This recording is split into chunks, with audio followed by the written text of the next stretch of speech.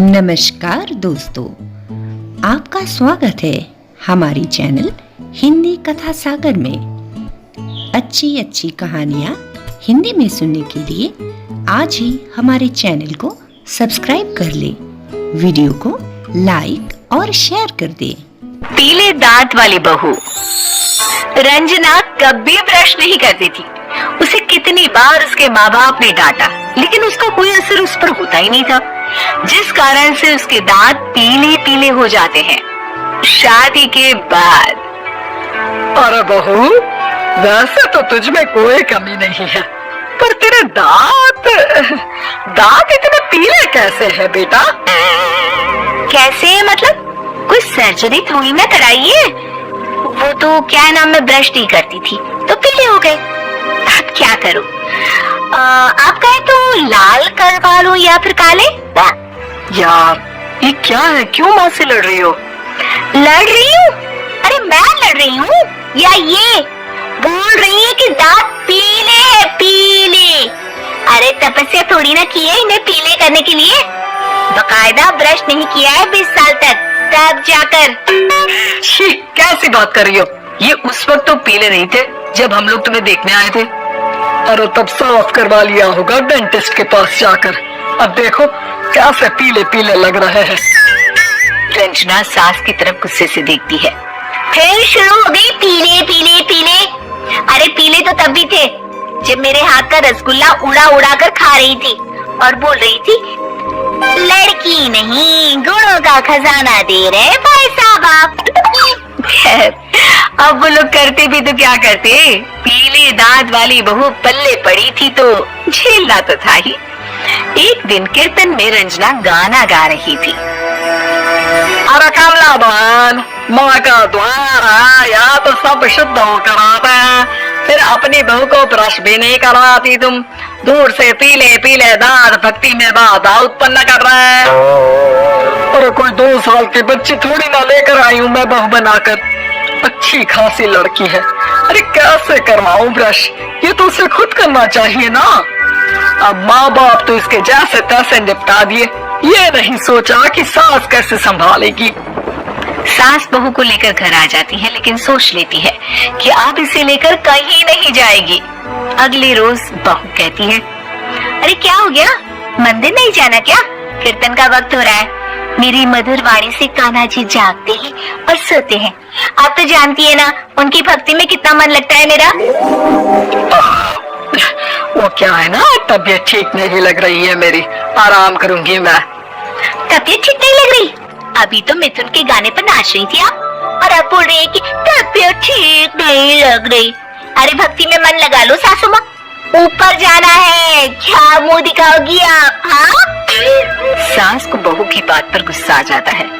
मैं क्या मुंह दिखाऊंगी, इसकी चिंता तो ना कर, समझी? अपने मुंह की चिंता कर, जो ये पीले पीले दांत लेकर हर जगह पहुंच जाती है। पता है लोग कितना मजाक बनाते हैं। ना जी ना, मैं नहीं जाना कहीं तेरे साथ। तो ये बात है, कोई ना, मत जाओ, मैं अपने कमरे में ही बैठकर भक्ति कर लूंगी। ऊपर वाला दांत थोड़ी ना देखता है, मन देखता है, भावना देखता है। और अरे बस बस, तू सब कुछ दिखा, बस ये सफेद चमकदार दांत ना दिखाना किसी को, है? जा यहाँ से। बहू को सास की बात का कोई फर्क नहीं पड़ता, वो तो जैसी थी वैसी ही रह जाती है। सुबह नहाकर किचन में खाना बनाना, फिर खाना खाना, कीर्तन भजन करना और सो जाना। एक दिन, माँ जी मैं सहेली के घर जा रही हूँ, शाम को लेट आऊंगी। हाँ हाँ तो जाना, मैंने कौन सा तेरी आरती करनी है घर पर बैठकर। रंजना सहेली के घर जाती है, जहाँ वो पार्टी में जाने की तैयारी कर रही होती है। अरे शिखा, कहाँ जाने की तैयारी कर रही है?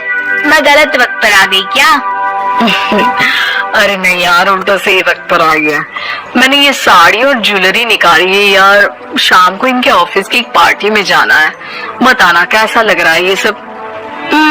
नहीं यार, इस ड्रेस के साथ तो वो वाली ज्वेलरी अच्छी लगेगी।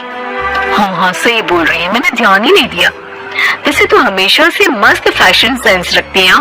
तो बड़ा जाती होगी ना पति के साथ पार्टी में। रंजना कुछ नहीं बोलती, बस सोचती है कि यार काश ये बात सही हो जाती। पर मैं क्यों नहीं जाती पार्टी में? क्या इन लोगों की कोई पार्टी होती नहीं होगी? रंजना घर आती है और रात में पति से सवाल करती है, एक बात बताइए, आप मुझे किसी पार्टी में क्यों नहीं ले जाते? क्या आपकी यहाँ ऑफिस में पार्टी नहीं होती? पति बेचारा क्या कहता कि दांत पीले हैं तुम्हारे इसलिए।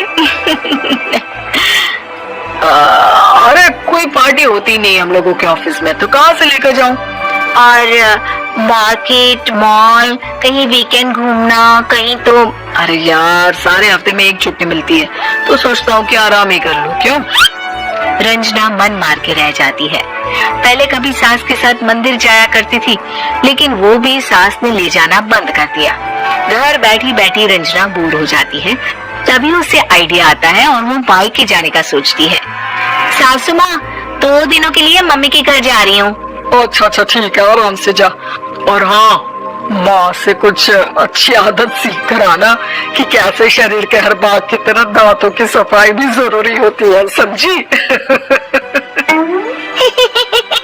शुरू हो गई ना आप?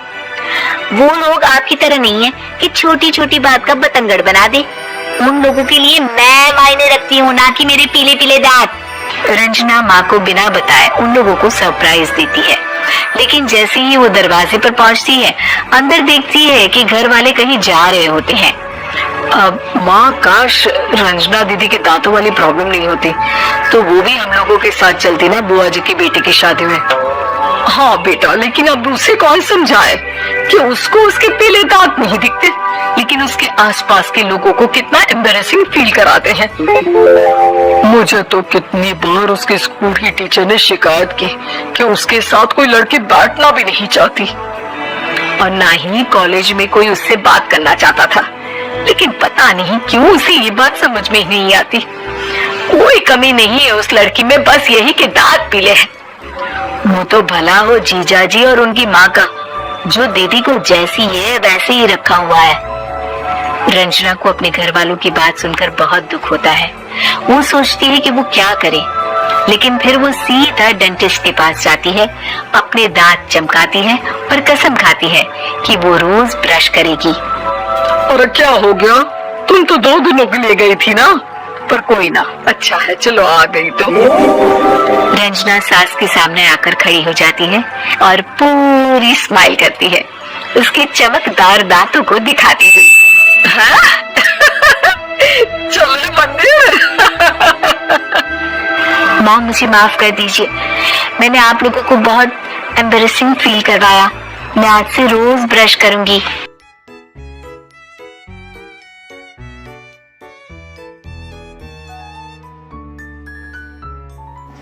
दोस्तों, हमारे साथ बने रहने के लिए आपका धन्यवाद।